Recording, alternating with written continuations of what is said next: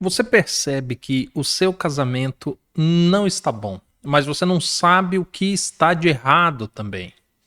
No vídeo de hoje nós vamos falar sobre isso e vamos tocar num assunto que é censurado nas igrejas. Olá, família, tudo bem com vocês? Comigo está tudo ótimo, graças ao nosso bom Deus. Estamos começando mais um vídeo aqui pelo Manual do Casamento e eu já quero explicar uma coisa para você. Quando eu digo que o tema de hoje é censurado nas igrejas, é porque é um tema proibido de ser abordado. Ao terminar esse vídeo, você vai estar dizendo assim: nossa, eu nunca ouvi isso na minha igreja.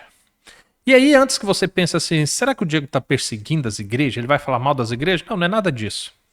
Mas a grande questão é que hoje, segundo os dados levantados pelo IBGE agora em 2023, mais de 70% da população brasileira ela professa alguma fé cristã e frequenta alguma igreja. Então as igrejas elas são responsáveis por formação de valores, de princípios e de estrutura familiar também. Logo, esse assunto deveria ser muito bem abordado nas igrejas e não são. Se terminar esse vídeo e você falar assim, o Diego falou que eu nunca teria ouvido isso na minha igreja, mas uma vez eu ouvi. Certamente, o máximo, você deve ter ouvido uma vez e um único pregador pregando sobre isso. Se ele pregou sobre isso na sua igreja, você pode ter certeza que nunca mais permitiram que ele pregasse isso na sua igreja. Nunca mais chamaram ele de novo para pregar com receio dele abordar esse assunto. Então, de duas uma, ou você nunca ouviu isso na sua igreja, ou você ouviu uma única vez. E é justamente isso que nós vamos abordar aqui no vídeo de hoje. Quando nós falamos em algo está errado no casamento, eu quero primeiro começar explicando para você o seguinte. O seu casamento não é o único que tem essa sensação de que algo está errado, de que a qualquer momento ele pode acabar, que não vai longe e que você vai entrar para a turma dos separados, como muitos hoje vivem. Hoje as estatísticas de separação é algo absurdo. Você tem praticamente... Gente, isso é assustador.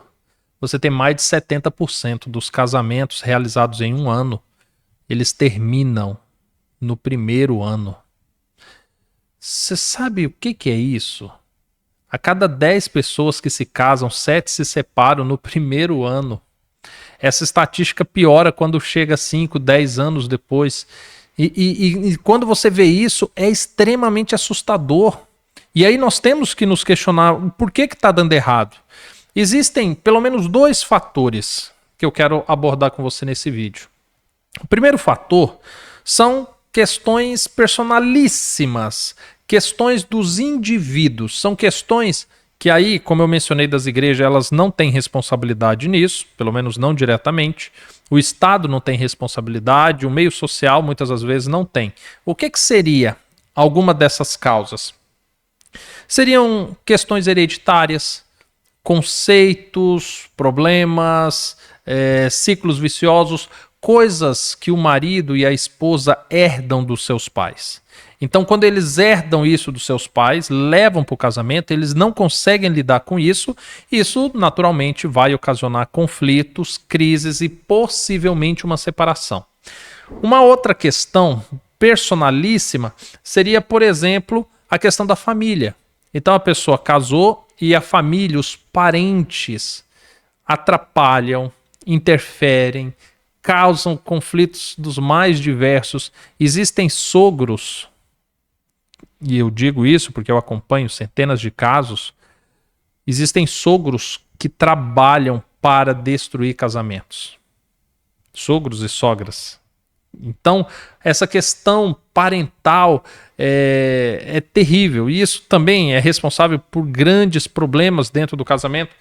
Existem doenças. Quando eu falo doenças, eu estou citando, quer sejam enfermidades, patologias conhecidas e nobres, digamos assim, né?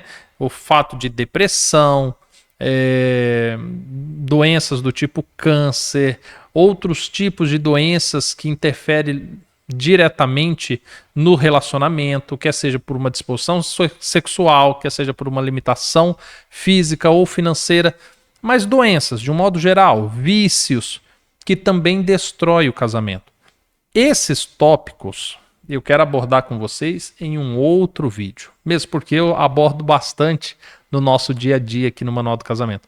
Mas agora eu quero falar sobre os assuntos que de fato são censurados nas igrejas, que como instituições religiosas e principalmente cristã têm muita responsabilidade numa formação de Estado, numa formação de sociedade. E é nisso que existe um problema. Sabe como que eu vou chamar esse problema? Inversões de valores. Inversões de valores. Hoje, nós temos um problema que é promovido pelo Estado, pela nossa sociedade e pelas igrejas de inversões de valores. E aí eu devo até admitir, antes de abordar os tópicos polêmicos, de que existe um grande esforço de boas pessoas em cada uma das religiões existentes no Brasil que ainda tentam preservar o que as Santas Escrituras dizem, mas é uma luta que está sendo perdida. Então não dá para eu ser otimista e falar, não, o bem está vencendo. Nesse âmbito familiar, eu diria para você que o bem já foi derrotado, enquanto sociedade já foi derrotado. Individualmente nós temos casos isolados de vitória, mas como sociedade nós fomos derrotados. Presta atenção numa coisa, quando eu falo de derrota. Essa semana, apenas essa semana, assuntos que venderam manchete no Brasil. Colunista de fofoca, flagrado, traindo, namorado, pedindo perdão nas redes sociais, chorando. Um homem, é isso mesmo, um homem pedindo perdão para o seu namorado, para todo o Brasil. E isso sendo recebido assim, ó, dentro das casas. Outra manchete. Genro e sogro mantendo relações sexuais. Vai lá para o livro de Levítico e lê um pouquinho sobre as questões abomináveis que Deus considera no aspecto familiar. E você vai ver as manchetes do dia dessa semana, né? Aqui no Brasil. Não, e tantos outros casos que se eu fosse começar a falar aqui, eu sei que vocês iam nos comentários e falar, Diego, você viu o caso de fulano, de ciclano, e mais isso, mais aquilo. Então, assim, de separações, de traições, gente, de violência doméstica, eu não vou nem falar sobre isso, mas o fato é que existe uma inversão de valores na nossa sociedade muito, mas muito grande.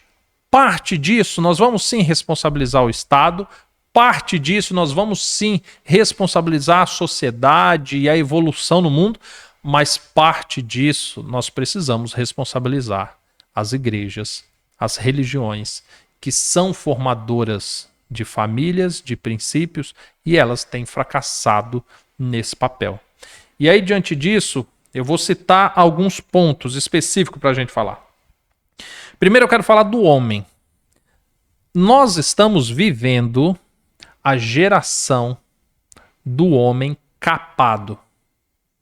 Credo, Diego, o que é isso? Eu não entendo. Eu sou da cidade grande, eu não sei o que significa homem capado. Eu vou explicar para você.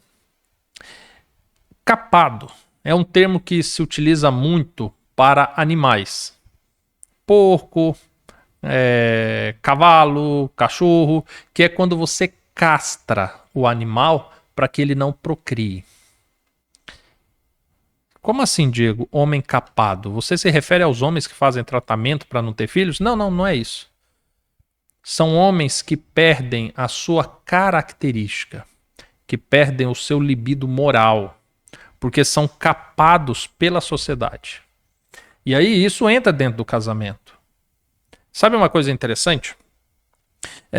Um vizinho meu tem alguns cachorros e há poucos dias um dos cachorros dele estava lá dando trabalho, isso, aquilo, e aí começou um senso comum aqui na nossa comunidade. As pessoas falavam assim, olha, tem que castrar esse cachorro para ele sossegar. Porque castrando ele, ele para de correr atrás dos outros, ele para de invadir a casa dos outros, ele para de remexer lixo, ele para de... Então castra ele. E é curioso, porque depois que o cachorro foi castrado, realmente ele trouxe paz para todos. E os homens, nos dias de hoje, estão desse jeito. Estão sendo capados ou castrados. Porque hoje, o que é o modelo de homem hoje na comunidade? Presta atenção. É um homem sem atitude, passivo de tudo. Passivo, passivo, passivo, passivo. Olha, é sem atitude, sem iniciativa, com raras exceções. E assim, quando nós falamos de atitude, entende-se iniciativa, resolução de problema, tomar a responsabilidade para si. Inclusive, os homens, agora falando dentro da nossa... dentro de comunidades matrimoniais, dentro do casamento, os homens são sem responsabilidades. E quando eu digo sem responsabilidade, é o seguinte: a Bíblia coloca o homem como responsável pela sua mulher, pela sua casa. E os homens estão terceirizando isso. Estão terceirizando. Os homens não se preocupam mais com a vida espiritual da sua casa. Não, agora eles terceirizam isso para a igreja. Ah, minha família precisa orar? Mulher, crianças, vão para o ciclo de oração. Ah, precisa santificar? Mulher, crianças, vão lá para o culto. Ah, precisa de oração intercessória? Precisa... Mulher, liga para o pastor, manda ele vir aqui em casa. Pronto. Não se responsabiliza. Eles têm problema para resolver? Não, eu vou decidir isso com a minha mulher, nós decidimos juntos, eu vou ver com meu pai, com meu sogro, com isso. Não se responsabiliza. Não tomam a responsabilidade para falar assim, olha, eu sou responsável pela minha casa. Eu cuido da minha casa, eu cuido da minha família. Não tem isso. Os homens de hoje não possuem autonomia. Autonomia. Além de não tomarem a responsabilidade para si, eles não agem com autonomia. É a questão de tomar decisões, de conseguir executar essas decisões. Por isso que eu citei iniciativa, por isso que eu citei atitude, por isso que eu citei responsabilidade. Autonomia. Não tem autonomia. E dentro do casamento, aí entra a responsabilidade da mulher, que também não concede autonomia para esse homem, e esse homem também não quer autonomia. Ele quer a vida mansa. Ele quer ele trabalhar, a mulher trabalhar, chega em casa, todos se dividem a responsabilidade para dar tempo de deitar no sofá, assistir uma Netflix sem dor de cabeça. Essa é a grande verdade. Nós temos homens sem compromisso. Sem compromisso. Quando eu digo sem compromisso, com uma visão deturpada acerca do casamento, da responsabilidade com a esposa, da responsabilidade com os filhos, da responsabilidade espiritual que ele possui sobre a tua família. Simples, é sem compromisso. Ah, deu certo, deu, se não deu também, tanto faz. E aí quando eu coloco essa responsabilidade dentro das igrejas, é porque grande parte das igrejas, elas aceitam isso. Por quê? Primeiro, dá oportunidade para que todos os homens desenvolvam, sejam líderes, isso e aquilo? Não. Existe um grupo seleto dentro do corpo da igreja que já faz isso. Segundo, quando nós falamos da terceirização, do lado espiritual, as igrejas gostam disso. Elas dizem que você só vai ser salvo se você estiver lá, que você tem que estar com a sua família lá, que é lá que você se consagra, que é lá que você se santifica. E tira toda a autonomia do lar, do cabeça, e trazem para si. E aí os homens que são doutrinados dessa forma acham isso maravilhoso. Porque se algo der errado, não, foi culpa do meu pastor. Não, foi culpa da minha igreja. Não, mas minha mulher não se santificou porque ia pouco na igreja. E tá tudo bem. Chega nesse momento, tá tudo bem. Terceiriza-se e pronto. Ficou cômodo essa situação. E aí, diante disso, você tem uma geração de homens capados que não conseguem sair do lugar. Na verdade, minto, saem sim, andam para trás. Gente, você não vai longe. Olha a geração que está sendo formada. Olha os filhos que estão nascendo agora. Avalie as crianças de 8, 10, 15 anos. Avalie e você vai ver a calamidade que nós chegamos. Homens capados, sem atitudes, sabe? Que você olha e fala assim, cara, dá vontade de orar para Deus. Senhor, volta, deu ruim essa última geração, pai. O senhor podia ter voltado na anterior, que ainda tinha esperança, essa última aqui agora. Pai, pai, pai. Se esse evangelho tiver que ser pregado por essa geração, misericórdia. Já pensou os evangelismos de TikTok, os evangelismos de Instagram? Curta para você estar no céu. Compartilhe para que você tenha uma mansão com 15 mil metros a mais. Misericórdia, Senhor. As dancinhas. Meu Deus. E eu coloco essa responsabilidade na conta dos homens. Os homens deveriam ser diferentes, para que nós formássemos gerações diferentes. Diante disso, as igrejas deveriam abordar isso. E aí, assim, você não vai ouvir isso dentro de uma igreja.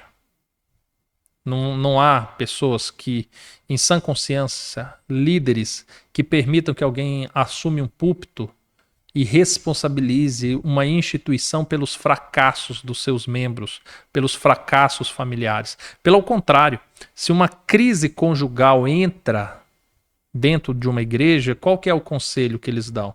Não, irmã, arruma outro, se casa e bora. Não fica olhando para o problema, não busca restauração, não, segue sua vida, sabe? De repente você tenta a responsabilidade, fala, mas pastor, mas eu aprendi assim na igreja, agora meu marido fala, não, irmã, arruma um outro homem, mais rico, mais bonito, mais jovem, e aí seus problemas estão resolvidos. É essa postura, infelizmente. Agora vamos falar das mulheres. Chegamos na geração da mulher empoderada.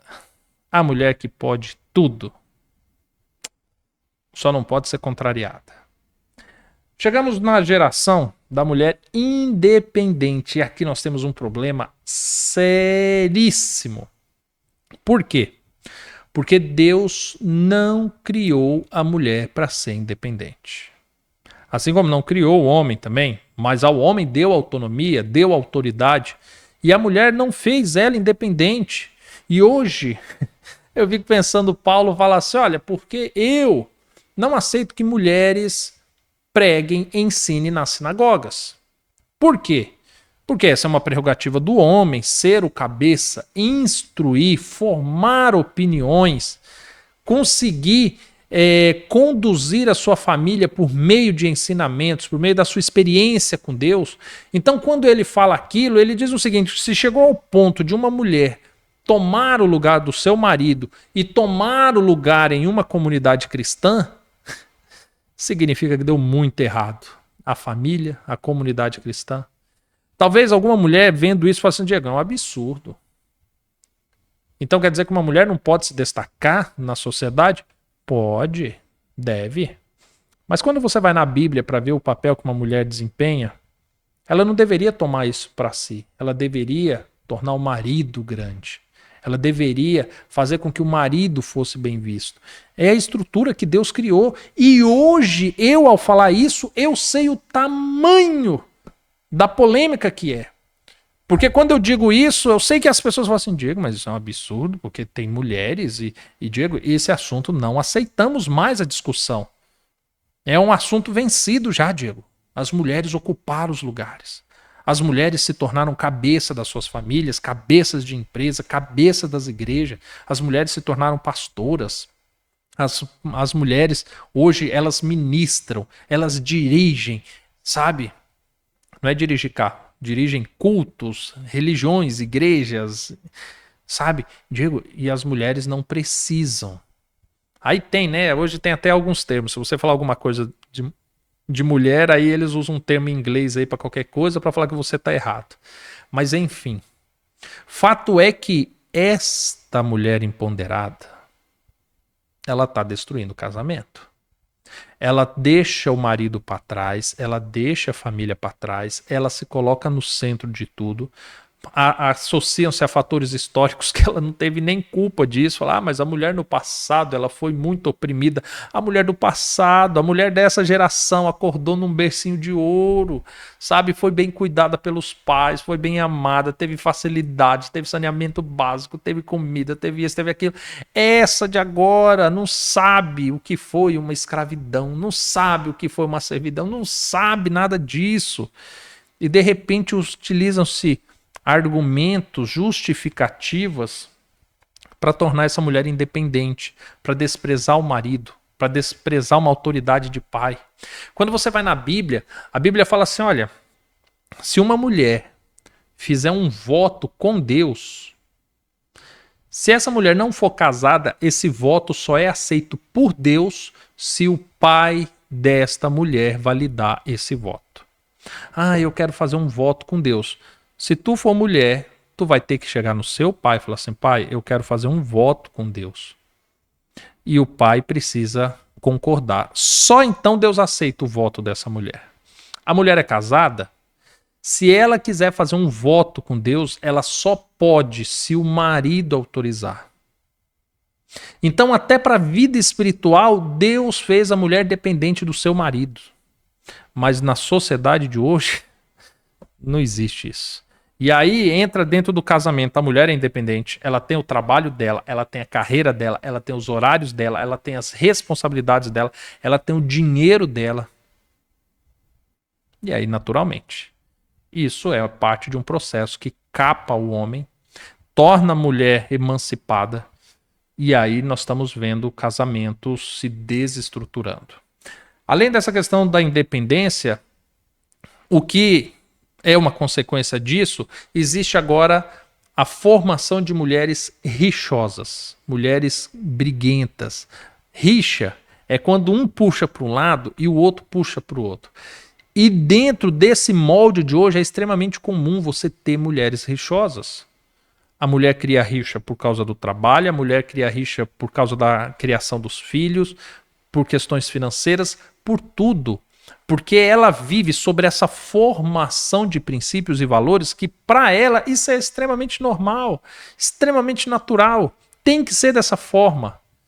E aí vem a Bíblia, Salomão falando assim, olha, se você tiver uma mulher rixosa, melhor você ficar lá no eirado, lá no sol quente, do que com uma mulher dessa numa casa luxuosa. E é o que está acontecendo. Casamentos que duram um ano, menos de um ano, e de repente acaba. E aí você olha e fala assim, gente, mas por que acabou? Por que acabou? Mesmo?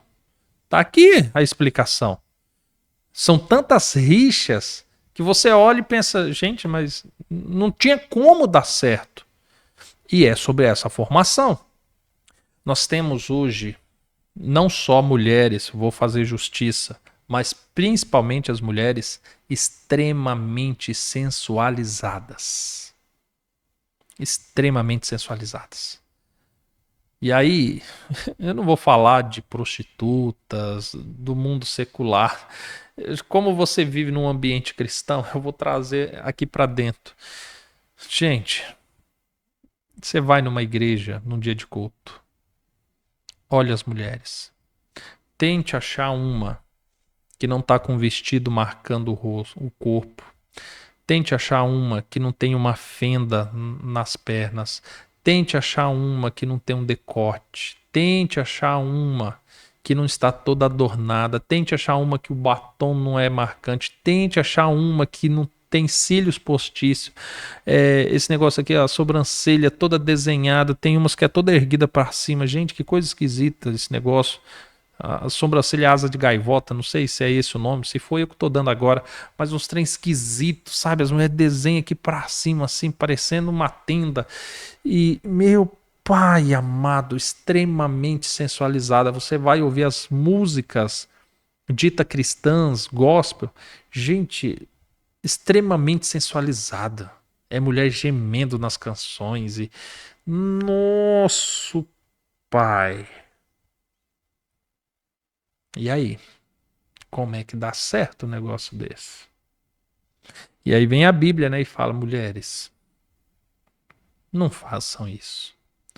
Zelem por um espírito manso, humilde, de sabedoria. Pedro fala isso. Não coloque a sua beleza nos adornos, na sua roupa, nos cabelos. Uma coisa é você estar bem vestida, de maneira modesta, com uma boa higiene. Isso é uma coisa. Outra coisa é você estar sensual. Outra coisa é você estar sensualizando o seu marido em um ambiente público, sensualizando sobre o marido de outras pessoas. Estou falando alguma mentira? Família, pode falar para mim. Coloca aqui nos comentários se eu estou falando alguma mentira. Eu falei para vocês que eu ia abordar um assunto problemático, mas fala para mim. E aí quando você olha para tudo isso, as igrejas aceitam, promovem, estimulam tudo isso. E isso entra dentro do seu casamento e naturalmente não subsiste. Não consegue manter um casamento sobre essa estrutura toda errada. É basicamente isso. Outra coisa, ainda sobre a mulher empoderada, a mulher hoje ela está masculinizada. Sabe uma coisa que eu acho interessante?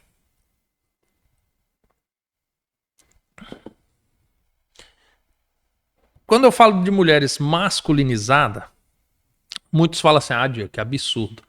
Mas olha se hoje o que existe de feminismo não é justamente a mulher que critica o machismo e pega os elementos do machismo e tenta implementar na sua própria vida. O homem trabalhar muito, isso é machismo. É mesmo? E a mulher empoderada? Não, a mulher empoderada, ela trabalha muito. O homem que é o homem que mata barata, que faz força e que isso, aquilo, é machismo.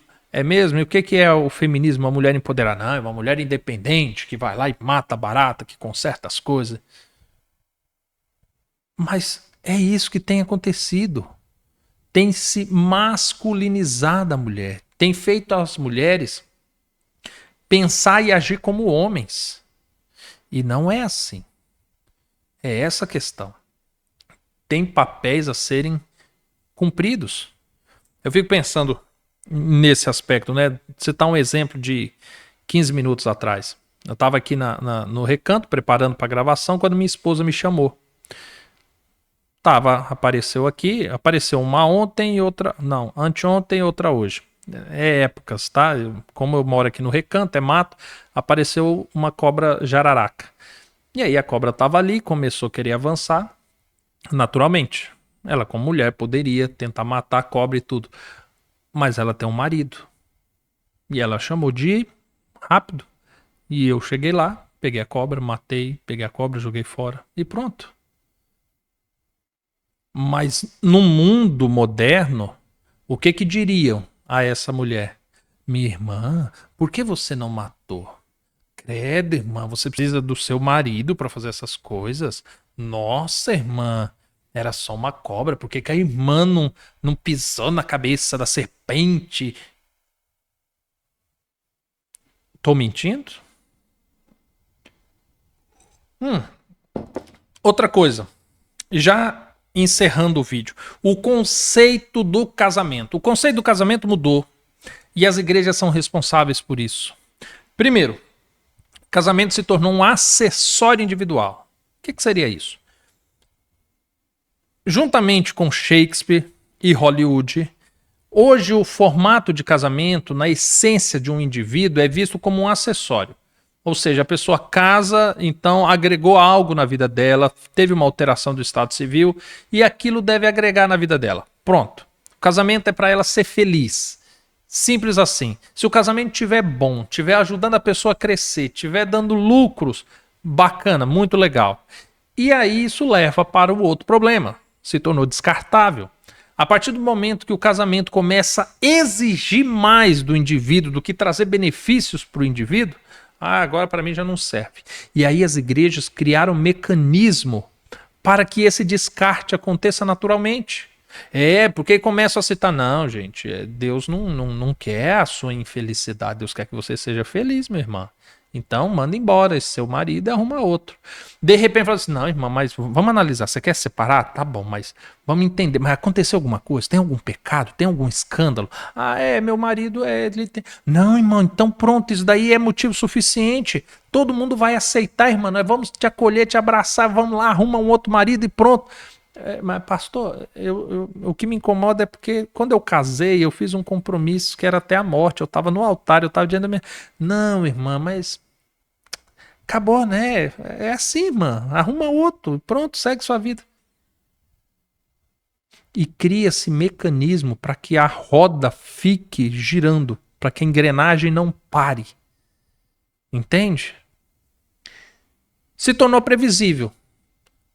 Engessou-se, criou-se tantos padrões, protocolos para o casamento que ele se tornou previsível. Ou seja, o casamento hoje é possível você conhecer vários. Tem pessoas que me escutam e aí a pessoa agenda, né, uma videochamada, fala, eu quero conversar com o Diego sobre o meu casamento, um caso específico. E aí é incrível, que eu já fiz isso algumas vezes. A pessoa começa a falar e não tem 5 minutos que ela está falando e eu digo para ela assim, olha, eu já conheço a sua história. Conhece? Conheço. Pelo que você está falando, provavelmente seu marido fez isso, aconteceu isso, ele tem um comportamento assim e ele fala essas frases. E, gente, não é a primeira, nem a segunda, nem a 10ª vez que eu já ouvi alguém dizer: nossa, você é um profeta? Porque você descreveu toda a minha vida. Não é ser profeta, é previsibilidade. Hoje se tornou previsível alguns comportamentos. O marido que vai embora e fala assim, olha, eu vou embora porque eu quero ser feliz. Meu Deus, que clichê. A vontade seria criar uma campanha. Falou, gente, quem for separar, originalidade, vamos lá, cria um motivo diferente. Dá uma justificativa diferente. Porque não tem. É padrão, sabe? As relações sexuais, os atos sexuais é engessado por aquilo que os casais hoje consomem de filmes, de pornografia, sabe? E segue protocolos. É incrível. Dia dos Namorados, gente, é clichê. Dia dos Namorados, o que vai acontecer? Aí tem, nossa, eu vou comprar flores, nossa, eu vou escrever um cartão, eu vou postar no Instagram uma foto nossa, eu vou levar minha mulher para jantar fora. Gente, pelo amor de Deus, é padrão. Previsibilidade. E por fim, o formato de um casamento público. Casamentos se tornaram públicos, explícitos. Então, é o tempo todo, marido e mulher dentro do carro, pá, batendo foto, pá, fazendo filme, pá, fazendo um Reels, pá, fazendo um Stories. E de repente o casal tá ruim, aí tá lá a mulher já posta chorando e uma indireta. Aí o marido posta outra cara braba e uma indiretinha.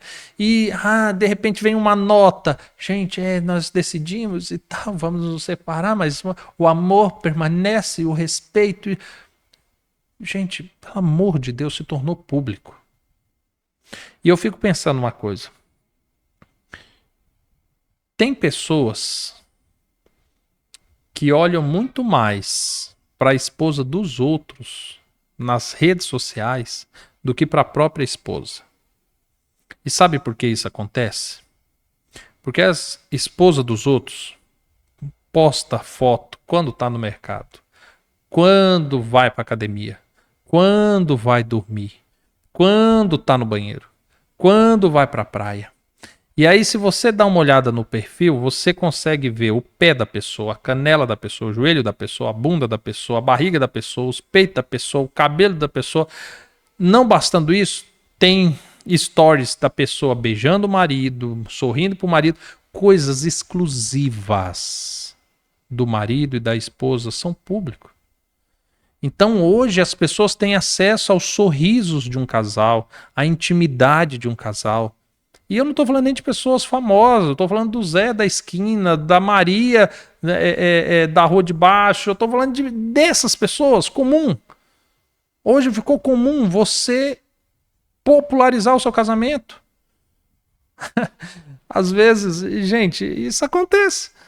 Às vezes, eu lembro, teve um dia desse, minha esposa comentou de uma pessoa antiga, conhecido nosso de muito tempo, falou assim: nossa, Diego, o que foi feito daquela pessoa? Eu não sei. Ela, deixa, eu vou tentar descobrir. Aí passou um pouquinho, ela, nossa, Diego, ela se separou do marido, casou com outro e foi embora para outro país. Eu falei: com quem que você falou? Ela falou: não, vi lá no perfil dela. Tem lá quando ela se separou do outro marido, as queixas dele, as queixas dela, e de repente ela conheceu um outro rapaz, e agora já tá morando em outro país, e já tá grávida, isso e aquilo. Rapaz, extremamente público. Um outro problema. Então, assim, por que eu falei tudo isso? Porque agora, você que entrou nesse vídeo, talvez você entrou pensando assim: uai, o que tá de errado no meu casamento? Realmente eu sinto que algo tá errado, mas eu não sei o quê. Aí você entrou nesse vídeo e de repente algumas coisas que eu fui falando, eu acredito que você olhou e pensou assim: faz sentido. Talvez seja isso que esteja latente no meu casamento. Talvez seja realmente o conceito de casamento nosso que está errado. Talvez nós estamos vivendo um modelo, uma estrutura de casamento que está fadada ao fracasso. Talvez realmente seja a mulher empoderada. Talvez você, esposa que está assistindo, olhe e fale assim: não, realmente, eu acho que eu tenho esse perfil da mulher empoderada. E talvez isso esteja capando o meu marido. Talvez você seja o marido capado, que entrou nesse vídeo para ver qual é que é desse conteúdo, e de repente você olhou e falou assim: cara, eu sou esse homem capado. Mas é difícil, viu? Tanto o homem e a mulher reconhecer isso, porque na sua cabeça isso é natural. É todo um sistema que te moldou assim. Às vezes eu falo de maneira mais enfática e tento chamar a sua atenção, porque quando você consegue ver fora da sua realidade, você consegue olhar para você: opa, eu preciso mudar isso. Talvez o seu casamento está dando errado por questões personalíssimas. É questão hereditária, caráter, personalidade, questão da parentela, né, dos familiares. Enfim, fato é que quando você acha aonde está o maior erro, agora você começa a buscar recursos para melhorar aquilo. O que eu digo para você é: não desista do seu casamento. Não torne seu casamento previsível. Não torne seu casamento descartável. Não faça dessa forma. Casamento é uma instituição linda que Deus criou. É por meio do casamento que marido e mulher conhecem a misericórdia, conhecem o perdão, conhecem a salvação, conhecem o conceito de uma só carne, de unidade. Lembra que Cristo pediu isso ao Pai? Pai, faça deles um, assim como eu e o Senhor somos um. E é no casamento que nós experimentamos isso. Se nós queremos ter isso com Deus, nós que casamos, experimentamos isso dentro do casamento. São escalas. Deus criou isso em escalas. Nossa primeira escala é na condição de filhos. Ali nós começamos a conhecer o que é um no conceito da família, no conceito de realizações. Você tem recordação de quando seu pai comprou um carro e você olhou e falou assim: poxa, é a conquista nossa. Você lembra de talvez uma viagem que vocês fizeram, de uma grande compra no mercado enquanto filho, o sentimento: poxa, é nosso tudo isso. De repente as escalas vão aumentando, de repente você se torna marido, esposa, e agora vocês começam a trabalhar esse conceito de unidade, de repente nasce um filho, é esse conceito sendo trabalhado, e tudo isso para que a gente entenda o que é ser um com Deus. Então não desista do seu casamento, reavalie, se precisar da nossa ajuda, estamos aqui à disposição para te ajudar. O que eu quero deixar para você, de fato, é que casamento vale muito a pena, casamento é bom, e você tem apenas que entender aonde está de fato o problema, o que está de errado no seu casamento, para que você consiga então restaurá-lo, mudá-lo, ou melhor, né, atualizá-lo para um casamento que de fato seja uma bênção para a tua vida, para toda a tua família e para todos que estão ao teu redor. Tá bom? Família, deixe nos comentários o que você achou, o que você tem visto dessa nossa sociedade, O que que eu disse demais? O que que eu deveria ter dito? Deixa aqui nos comentários também. Quero conversar com você. No mais, nos vemos num próximo vídeo. Até mais, família. Fiquem com Deus. Tchau, tchau.